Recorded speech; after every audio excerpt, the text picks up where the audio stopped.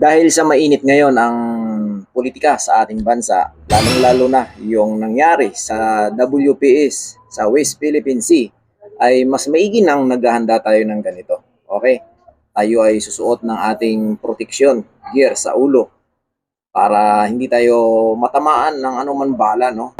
Nagkakainitan, hindi natin maintindihan kung ano yung status ngayon ng ating bansa dahil nga kaliwat kanan ang balita sa news. Sa balita ay hindi na mabuti yung relasyon ng ating bansa laban sa China. Ang sandatahang lakas ng US Marines at ng US Navy ay nagsidagsaan dito sa Subic B sa Pilipinas.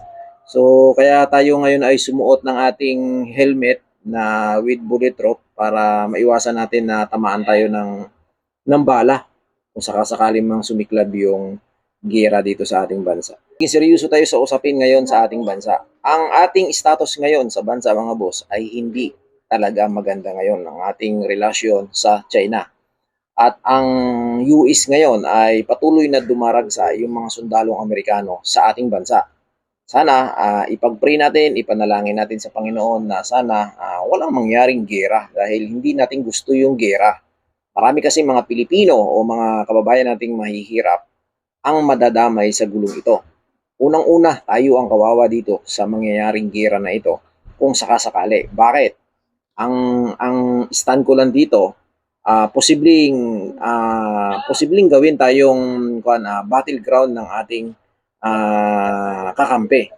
Alright? Alam na alam natin na ang US ay sanay na sanay sa gera yung mga yan. Pag sinabing gera ay hindi yan sila nagpapatalo. Marami na yan silang bansang pinasok na ginigira nila yung mga bansa laban sa kanila. Pero ang kawawa dito ay tayo mismong mga kababayan Pilipino. Bakit?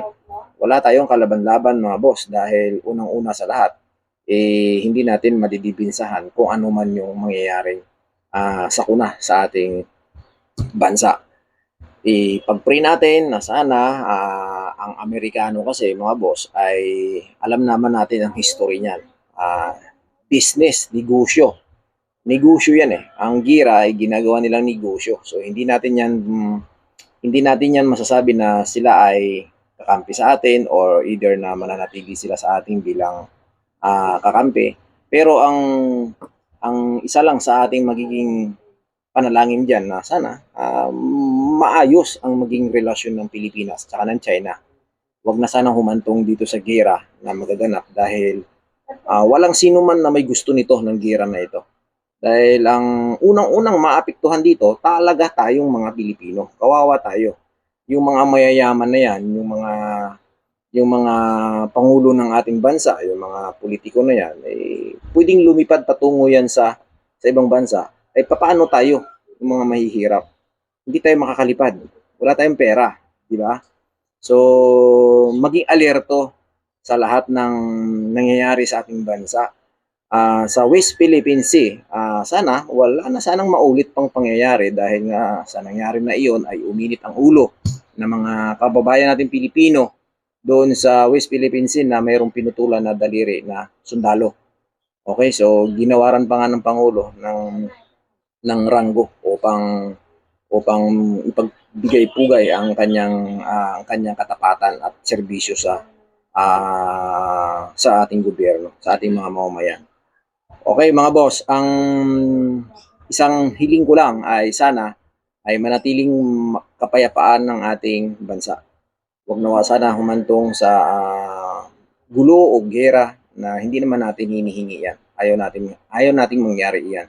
Dahil kilala natin na ang ating mga lahi, mga Pinoy, Pilipino ay sadyang matatapang. Kaya maging maingat tayo. Pero bago ko tapusin yung aking video mga boss ay unang-una sa lahat sasabihin ko sa inyo kung nakarating ka sa video ko na ito, i-comment mo sa baba kung ano yung pinakamagandang gawin kapag sakaling sumiklab ang gira sa ating bansa. Okay, magsuot lamang tayo ng helmet na pang bike. Okay, pang bike lang ito mga boss, hindi ito bulletproof pa. Pang bike lang ito kasi aalis ako, magbabike ako ngayon. Biking. Okay. Okay, for this video ay entertainment lang tayo mga busing. Walang sama na loob. Tayo ay content creator lamang. Okay, hanggang sa muli. Magandang umaga sa inyo. Have a nice day, everyone. God bless.